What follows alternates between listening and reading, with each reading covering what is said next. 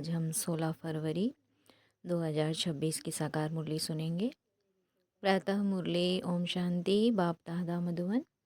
आज प्यारे बाबा बोले, मीठे बच्चे, प्राणेश्वर बाप आया हुआ है तुम बच्चों को प्राण दान देने। प्राणेश्वर बाप आया हुआ है तुम बच्चों को प्राणदान देने। प्राणदान मिलना अर्थात तमो प्रधान से सतो प्रधान बनना। बाबा का प्राणदान देने का अर्थ क्या है कि सतो प्रधान बनना अर्थात तमो प्रधान से सतो प्रधान बनना। अच्छा, प्रश्न में आज बाबा ने पूछा कि ड्रामा के हर राज को जानने के कारण कौन सी सीन तुम्हारे लिए नई नहीं है। ड्रामा के हर राज को जानने के कारण कौन सी सीन तुम्हारे लिए नई नहीं है। उत्तर है, बाबा कहते हैं इस समय जो सारी दुनिया में हंगामे हैं, विनाश काले विपरीत बुद्धि बन अपने ही कुल का खून करने के लिए अनेक साधन बनाते जाते हैं। यह कोई नई बात नहीं, क्योंकि तुम जानते हो कि यह दुनिया तो बदलनी ही है। महाभारत लड़ाई के बाद ही हमारी नई दुनिया आएगी। बाबा ने क्या कहा, इस समय जो सारी दुनिया में हंगामे हैं, विनाश काले विपरीत बुद्धि बन अपने ही कुल का खून करने के लिए अनेक साधन बनाते जाते हैं।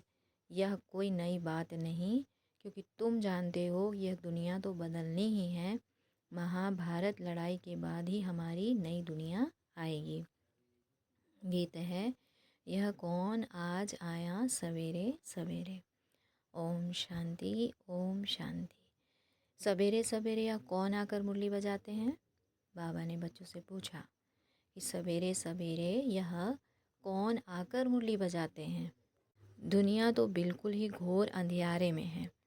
तुम अभी मुरली सुन रहे हो ज्ञान सागर पतित पावन प्राणेश्वर बाप से। बाबा क्या कहते हैं, अभी तुम मुरली सुन रहे हो किससे, ज्ञान सागर पतित पावन प्राणेश्वर बाप से। वह है प्राण बचाने वाला ईश्वर। कहते हैं ना, हे ईश्वर इस दुख से बचाओ। वह हद की मदद मांगते हैं और अभी तुम बच्चों को मिलती है बेहद की मदद, क्योंकि बेहद का बाप है ना। तुम जानते हो आत्मा भी गुप्त है, बच्चों का शरीर प्रत्यक्ष है, तो बाप की श्रीमत है बच्चों प्रति। सर्वशास्त्रमय शिरोमणि गीता मशहूर है, सिर्फ उनमें नाम डाल दिया है श्री कृष्ण का। अब तुम जानते हो श्रीमद् भगवान वाच्य है। यह भी समझ गए हो कि भ्रष्टाचारी को श्रेष्ठाचारी बनाने वाला एक ही बाप है। वही नर से नारायण बनाते हैं। कथा भी है सत्यनारायण की, गाया जाता है अमर कथा। अमरपुरी का मालिक बनाने अथवा नर से नारायण बनाने की बात एक ही है। यह है मृत्यु लोक। भारत ही अमरपुरी था, ये किसको भी पता नहीं है। यहाँ ही अमर बाबा ने पार्वतियों को सुनाया है। एक पार्वती व एक द्रौपदी नहीं थी। यह तो बहुत बच्चे सुन रहे हैं। शिव बाबा सुनाते हैं। क्या कहा शिव बाबा ने कि यह कोई एक पार्वती व एक द्रौपदी की बात नहीं थी, यह तो बहुत बच्चे सुन रहे हैं। शिव बाबा सुनाते हैं ब्रह्मा द्वारा। बाप कहते हैं मैं ब्रह्मा द्वारा मीठे मीठे बच्चों को समझाता हूँ। बाप ने समझाया है कि बच्चों को आत्माभिमानी जरूर बनना है। बाप ही बना सकते हैं। दुनिया में एक भी मनुष्य मात्र नहीं जिसको आत्मा का ज्ञान हो। आत्मा का ही ज्ञान नहीं है तो परमात्मा का ज्ञान कैसे हो सकता है। कह देते हैं हम आत्मा सो परमात्मा, तो कितनी भारी भूल में सारी दुनिया फंसी हुई है। बिल्कुल ही पत्थर बुद्धि हैं। विलायत वाले भी पत्थर बुद्धि कम नहीं है। यह बुद्धि में नहीं आता है कि हम यह जो बॉम्ब शादी बना रहे हैं, यह तो अपना भी खून, सारी दुनिया का भी खून करने के लिए बना रहे हैं। तो इस समय बुद्धि कोई काम की ही नहीं रही है, अपने ही विनाश के लिए सारी तैयारी कर रहे हैं। बाबा कहते हैं कि तुम बच्चों के लिए यह कोई नई बात नहीं है। जानते हो ड्रामा अनुसार उन्हों का भी पार्ट है। ड्रामा के बंधन में बांधे हुए हैं। पत्थर बुद्धि ना हो तो ऐसे काम कर सकते हैं क्या। बाबा कहते हैं पत्थर बुद्धि ना हो तो ऐसे काम कर सकते हैं क्या। सारे कुल का विनाश कर रहे हैं। वंडर है ना, क्या कर रहे हैं। बैठे बैठे आज ठीक चल रहे, कल मिलिट्री बिगड़ी तो प्रेसिडेंट को भी मार देते हैं। ऐसे ऐसे इत्तेफाक होते रहते हैं, किसको भी सहन नहीं करते हैं। पावरफुल है ना। आजकल की दुनिया में हंगामा बहुत है, पत्थर बुद्धि भी अथाह है। और अभी तुम बच्चे जानते हो विनाश काले, जो बाप से विपरीत बुद्धि हैं उनके लिए विनशंति गाया हुआ है। अब इस दुनिया को बदलना है, यह भी जानते हो। बरोबर महाभारत लड़ाई लगी थी, बाप ने राजयोग सिखाया था। शास्त्रों में तो टोटल विनाश दिखा दिया है, परंतु टोटल विनाश तो होता नहीं है। फिर तो प्रलय हो जाए, मनुष्य कोई भी ना रहे, सिर्फ 5 तत्व रह जाए, ऐसा तो हो नहीं सकता। प्रलय हो जाए तो फिर मनुष्य कहाँ से आए। दिखाते हैं श्री कृष्ण अंगूठा चूसता हुआ पीपल के पत्ते पर सागर में आया। बालक ऐसे आ कैसे सकता है। शास्त्रों में तो ऐसी ऐसी बातें लिख दी हैं जो बात मत पूछो। और अभी तुम कुमारियों द्वारा इन विद्वानों, भीष्म पितामह आदि को भी ज्ञान बाण लगते हैं। यह भी आगे चलकर आएंगे। जितना जितना तुम सर्विस में जोर भरेंगे, बाप का परिचय सबको देते रहेंगे, उतना तुम्हारा प्रभाव बढ़ेगा। हाँ, विघ्न भी पढ़ेंगे। बाबा कहते हैं जितना जितना तुम सर्विस करते रहेंगे तो विघ्न तो पढ़ते रहेंगे। यह भी गाया हुआ है कि आसुर संप्रदाय के इस ज्ञान यज्ञ में बहुत विघ्न पड़ते हैं। बेचारे पत्थर बुद्धि मनुष्य कुछ नहीं जानते कि यह क्या है। कहते हैं इन्हों का तो ज्ञान ही न्यारा है। यह भी तुम समझते हो, नई दुनिया के लिए नई बातें हैं। आप कहते हैं कि यह राजयोग तुमको और कोई सिखला नहीं सकेंगे। ज्ञान और योग बाप ही सिखला रहे हैं। सदगति दाता एक ही बाप है, वही पतित पावन है, तो जरूर पतितों को ही ज्ञान देंगे ना। तुम बच्चे समझते हो कि हम पारस बुद्धि बन पारस नाथ बनते हैं। मनुष्यों ने मंदिर कितने ढेर बनाए हैं, परंतु वह कौन है, क्या करके गए हैं, अर्थ कुछ भी नहीं समझते। पारसनाथ का भी मंदिर है, परंतु किसको भी पता नहीं है। भारत पारसपुरी था, सोने हीरे जवाहरातों के महल थे। कल की बात है, वह तो लाखों वर्ष कह देते हैं, सिर्फ एक सतयुग को। और बाप कहते हैं कि सारा ड्रामा ही 5,000 वर्ष का है। इसलिए कहा जाता है आज का भारत क्या है और कल का भारत क्या था। लाखों वर्ष की तो किसको स्मृति ही न रह सके। तुम बच्चों को अब स्मृति मिली है। जानते हो बाबा हर 5,000 वर्ष बाद आकर हमको स्मृति दिलाते हैं। तुम बच्चे स्वर्ग के मालिक थे। 5,000 वर्ष की बात है। कोई से भी पूछा जाए कि लक्ष्मी नारायण का राज्य कब था, कितने वर्ष हुए, तो लाखों वर्ष कह देंगे। तुम समझा सकते हो कि यह तो 5,000 वर्ष की बात है। कहते भी हैं क्राइस्ट से इतना समय पहले पैराडाइज था। बाप आते ही हैं भारत में, तो यह भी बच्चों को समझाया है। बाबा की जयंती मनाते हैं तो ज़रूर कुछ करने आया होगा। पतित पावन है तो ज़रूर आकर पावन बनाता होगा। ज्ञान सागर है तो ज़रूर ज्ञान देंगे ना। योग में बैठो, अपने को आत्मा समझ बाप को याद करो। ये ज्ञान हुआ ना, वह तो है हठ योगी। टांग पर टांग चढ़ाकर बैठते हैं, क्या क्या करते हैं। और तुम माता है तो ऐसे कर ना सको, बैठ भी ना सको।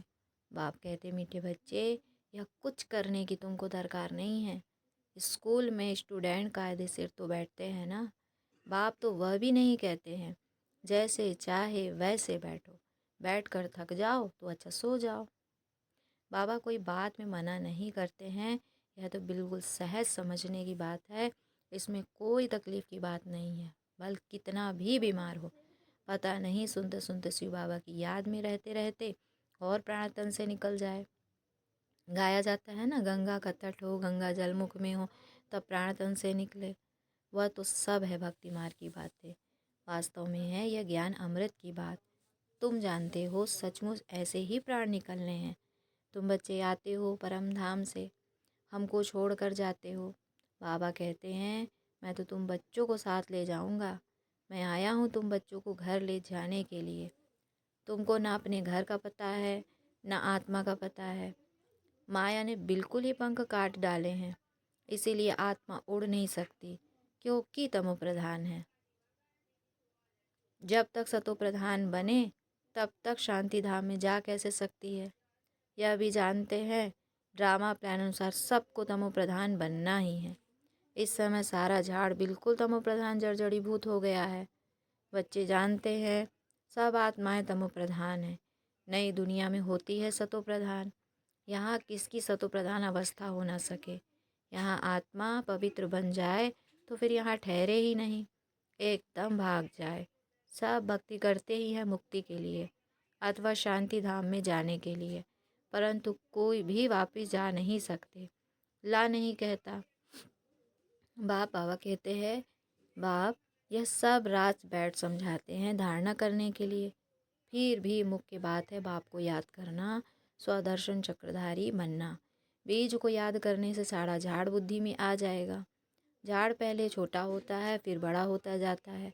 अनेक धर्म है ना, तुम 1 सेकंड में जान लेते हो। दुनिया में किसको भी पता नहीं है कि मनुष्य सृष्टि का बीज रूप सबका एक बाप है। बाप कभी सर्वव्यापी थोड़े ही हो सकता है। बड़े ते बड़ी भूल है यह। तुम समझाते भी हो, मनुष्य को कभी भगवान नहीं कहा जाता। बाप बच्चों को सब बातें सहज करके समझाते हैं। फिर जिनकी तकदीर में है, निश्चय है, तो वह जरूर बाप से वर्षा लेंगे। निश्चय नहीं होगा तो कभी भी नहीं समझेंगे। तकदीर ही नहीं तो फिर तदबीर भी क्या करेंगे। तकदीर में ही नहीं है तो वह बैठते ही ऐसे हैं। तो जो कुछ भी समझते नहीं, इतना भी निश्चय नहीं कि बाप आए हैं बेहद का वर्षा देने। जैसे कोई नया आदमी मेडिकल कॉलेज में जाकर बैठे तो क्या समझेंगे, कुछ भी नहीं। तो यहाँ भी आकर ऐसे बैठते हैं। इस अविनाशी ज्ञान का विनाश नहीं होता है। तो यह भी बाप ने समझाया है। राजधानी स्थापन होती है ना, तो नौकर चाकर प्रजा, प्रजा के भी नौकर चाकर, सब चाहिए ना। तो ऐसे भी आते हैं। कोई को तो बहुत अच्छी रीति समझ में आ जाएगा। ओपिनियन भी लिखते हैं ना, आगे चल कुछ चढ़ने की कोशिश करेंगे, परंतु उस समय है मुश्किल, क्योंकि उस समय तो बहुत हंगामा होगा। दिन प्रतिदिन तूफान बढ़ते जाते हैं। इतने सेंटर्स हैं, अच्छी रीति समझेंगे भी। यह भी लिखा हुआ है ब्रह्मा द्वारा स्थापना। विनाश भी सामने देखते हैं, विनाश तो होना ही है।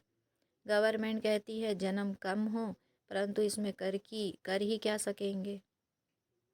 झाड़ की वृद्धि तो होनी ही है। तो जब तक बाप है तब तक सब धर्मों की आत्माओं को यहाँ रहना ही है। जब जाने का समय होगा तब आत्माओं को आना बंद होगा। अभी तो सबको आना ही है, परंतु यह बातें कोई समझते ही नहीं है। बापूजी भी कहते थे रावण राज्य है, हमको राम राज्य चाहिए। कहते हैं फलाना स्वर्गवासी हुआ तो इसका मतलब यह नर्क में है। मनुष्य इतना भी समझते नहीं। स्वर्गवासी हुआ तो अच्छा है ना, जरूर नर्कवासी था। बाबा समझाते हैं मनुष्यों की सूरत मनुष्य की, सीरत तो बंदर की है। सब गाते रहते पतित पावन सीताराम। हम पतित हैं, पावन बनाने वाला है बाप। वह सब है भक्ति मार्ग की सीताएं, और बाप है राम। किसको सीधा कहो तो मानते नहीं हैं, राम को बुलाते हैं। और अभी तुम बच्चों को बाप ने तीसरा नेत्र दिया है। तुम जैसे अलग दुनिया में हो गए हो, पुरानी दुनिया में क्या क्या करते रहते हैं, और अभी तुम समझते हो। तुम बच्चे बेसमझ से समझदार बने हो। रावण ने तुमको कितना बेसमझ बना दिया है।